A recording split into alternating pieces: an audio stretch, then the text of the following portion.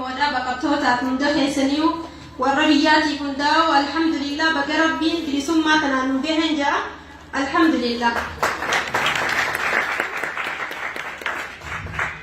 wanni arraa dubbachuu deemu warra waa'ee daa'immanii fi dhalaalee teenya kan karaa kanatti irra gahuu fi hayyaman keessatti illee irra gahaa jiru. ammallee waa'ee barnootaatiif kan hunda akkana dhageessatanii fedha.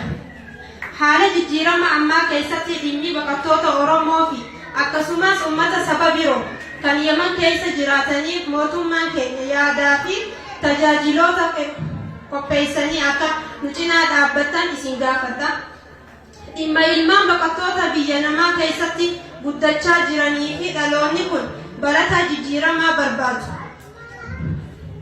garuu biyya namaa keessatti biratanii bakkaan gahuu hin danda'an barnoota fixachuu yoo kan barnoota fixatan hojii hin argatan. maatiin isaanii mana namaa dalaganii yeroo dheeraadhaaf mindaa waa xiqqoodhaan mana namaa san keessatti kan miidhaa hedduutu irra gaha. miidhaa adda addaa kan namni dhukkubsatus yoo guyyaa tokkorraa keessumaa hafan jedhanii kun mashaqaa meeqaa irra gaha. tana hundaa'uu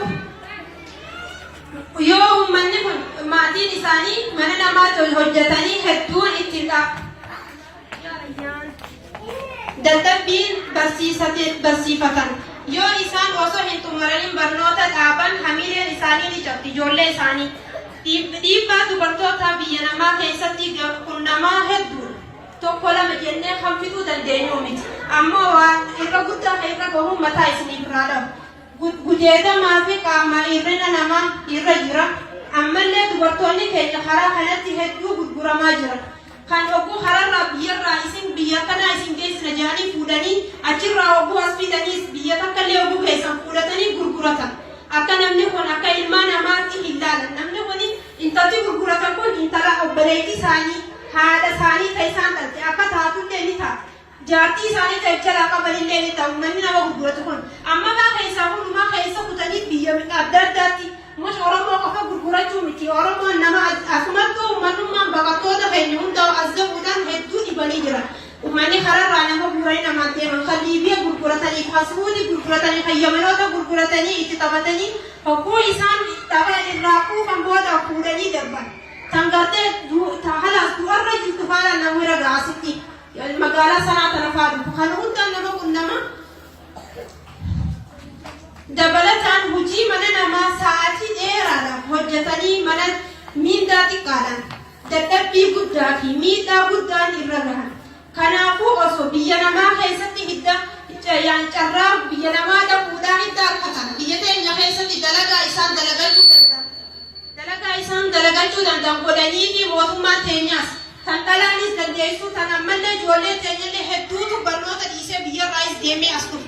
as keessattis akkasii karaa kanatti kan rasaasni dha'uu fi kan saamuun irra bu'uu fi hedduutu jira. ijoolleen miilaa irrattee barattoota ilmaatti xiqqishee biyyarraa baafattee san hundaa'u biyya keessatti dalagaadhaas godhanii fi dalagaa isaan danda'an tan ittiin jiraachuu danda'a. silaa godhanii fi hedduun hawwaanii akka intala Oromoo takka taatellee anis guyyaa yoo ani rabbiin nutti godhin yoo wanni kun narra ga'ellee jedhanii yaada beeka. kanaafuu hunda keenyaafuu ani akkuma nafseeti yaaf hawwutti uummata Oromoo dhalaa teenya guutuuf akka waa godhanii fi biyya teenya keessatti biyyuma isaanii akka dalagatanii jiraatanii hedduu mootummaa teenyaa fi hawaasa Oromootiin illee kan waan tanaan isinii himuu fedha. walumaa gala biyya namaa keessatti haalli jireenya guddina qaama hawaasaa hundaa gammachiisu hin jiru. garuu kan dubartootaa fi daa'imman irra gahaa hedduu namatti gadda.